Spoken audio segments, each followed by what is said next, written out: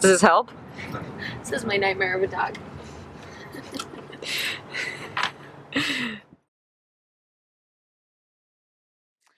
My name is Amanda. I am a personal trainer at Google. I've been living in a van almost a year and a half now.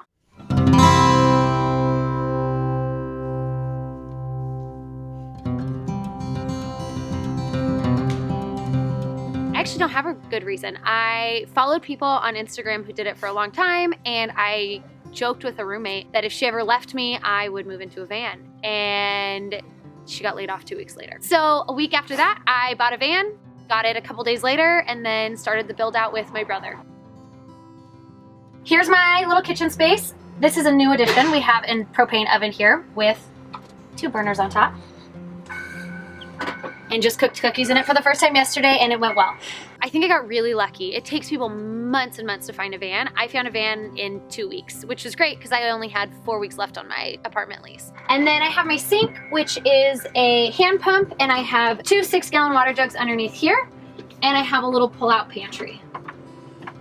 This is where I've got dog food, spices, extra propane. This is kind of just random pots and pans and things, and then the silverware and stuff I utilize the most often is right there. I am a personal trainer at Google. I work in the gyms at their headquarters in Mountain View, and I've been doing that for about 5 years now. And then the last couple years I've been working on and just launched an online fitness and mindfulness program. It's called Rise As We. Through Google, I have my in-person training, and I've been doing that for a while, and I'm transitioning to more online training with my Rise As We program, and then I'm also building out an exercise program for depression and anxiety. When my clients find out that I live in a van, some of them have been with me since pre-van, and so they were part of this whole process with me, and I got the normal, like, are you sure it's safe here? Like some of my normal dad questions. Most of them have been my cheerleaders. I see these guys 3 days a week. Carl's a hockey player, so we do a lot to keep his stamina up and a lot of core work.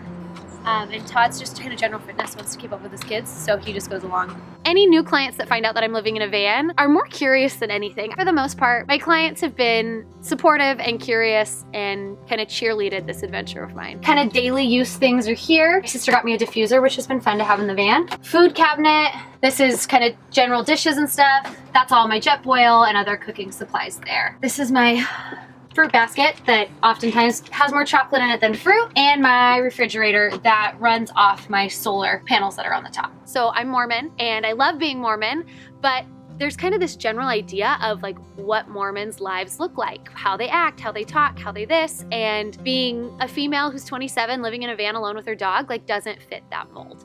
So I've got 2 100-watt solar panels that charge 2 deep cell marine batteries, go through an inverter. And the things I have running off my electrical are primarily the fridge, my lights, so I have a set of lights there, and then up top. Not everybody's been supportive of me living in a van, but I don't have to worry about those people. I worry about the people who want to be a part of my story in a fun way. I don't think I've necessarily gotten any outward non-support, but there's the people who are like, you live in a van, that's weird, it's counterculture, and especially coming from more of like a conservative culture, I'm okay with that, but there's other people who that puts them off. One of the things people are most curious about is always my toilet. So I have a Nature's Head composting toilet. This is probably for me what really made the difference between I live in a car versus my van is my home. Really simple, liquid bucket in the front, and you literally just, when you're done, dump it in a storm drain or wherever.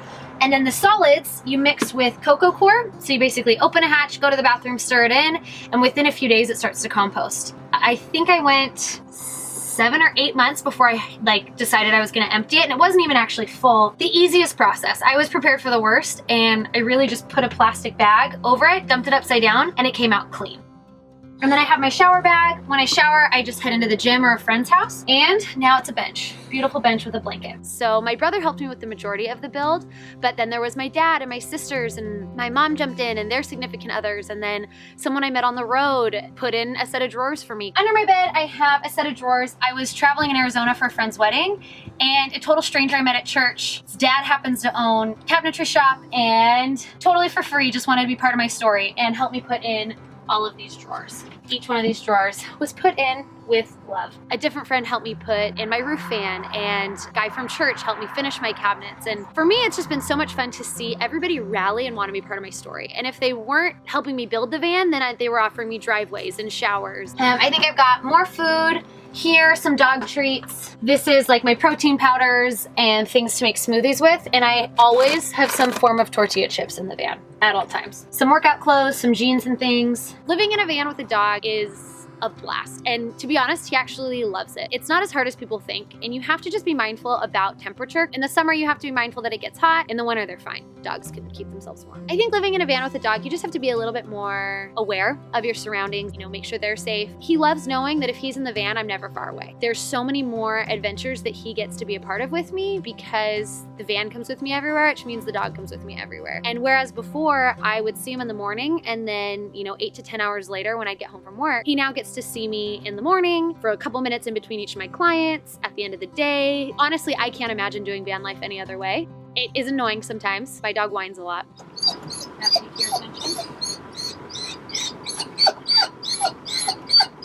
But I wouldn't trade it.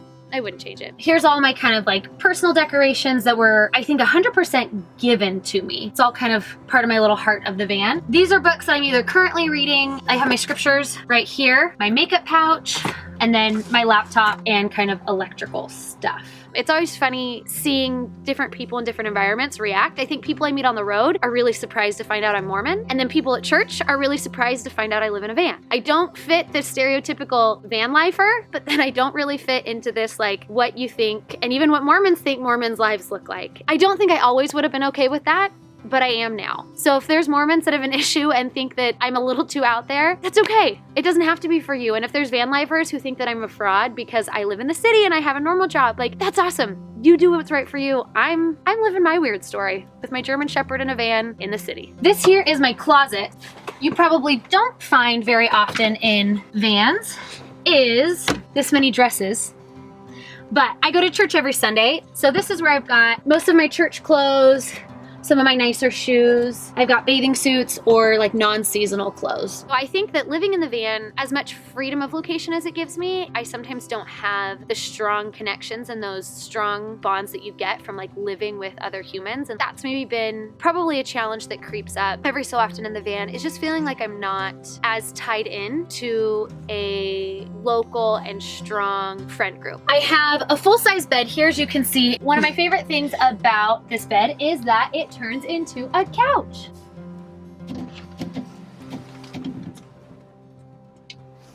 And I flip this guy up, put my little wooden pegs in the back, and it sits right here. The van is this like microscope to these principles that I hope to apply to the rest of my life. In the van, I either need it or I love it because I don't have room for anything else. And I think life is the same way, whether it's your relationships or actual physical things or emotions. If you don't need it or you don't love it, like let it go. And there's such a freeing concept to that.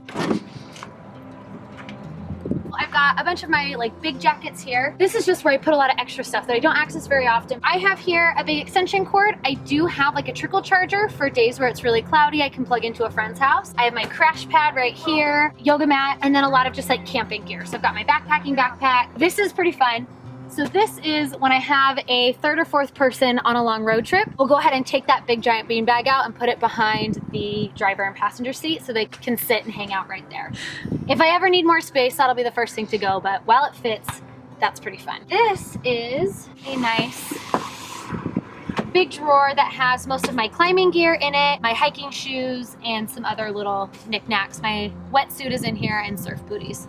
So people ask me all the time, like, how long are you planning on living in the van? When's your end date? And my joke response is, I don't know, kid number 2. So I don't have an end date. I know that I probably won't be in a van forever. I do want to settle down and have a family someday. Really, until I have a reason not to, I will probably be in the van.